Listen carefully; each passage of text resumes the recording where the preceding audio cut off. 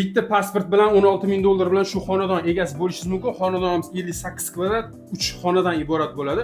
Remontlari o'rta holatda, zal qismini ko'rishingiz mumkin. Zalimizning o'zini balkon qismi bor, ya'ni 1 ga 3 balkon qismi bor. Balkondan ham unumli foydalanish imkoniyati bor. Ya'ni zontik velosipedlarni qo'yib tursangiz bo'ladi bolalarni. Bu yoqda mana kirib keluvchi eshigimiz, koridorimiz shunaqa kengina koridor bilan boshlanadi. Xonadonimizni liftlari yaxshi ishlab turibdi. Kirganimizda bu yoqda chap tomonni ko'rishingiz mumkin. Ayollarning sevimli bo'lgan oshxona qismini ko'rishingiz mumkin.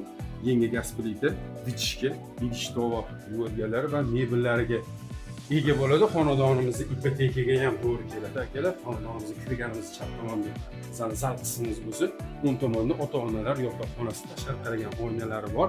Remontlari o'rta holatda. Yosh oila uchun bu juda ham zo'r variant. Ijara uchun ham zo'r variant. Investorlar uchun sirasi 400-500 dollardan bemalol arendator qo'yish imkoniyati bor. Salon zelimiz razdeniy holatda, yuvinish xonasi va bu yoqda hojatxonamizni kafillar qilingan.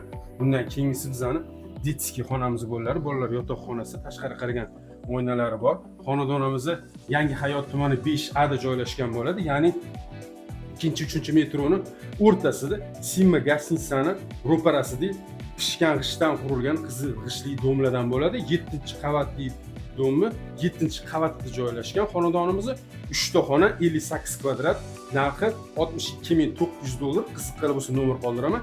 Yaxshi variantda Telegram kanalda o'tib ko'raverasizlar. Shunaqa arzon variantga uy qidirgan tanishingizga jo'natib qo'ying. Yoqqan bo'lsa bitta like bosib qo'yasizlar.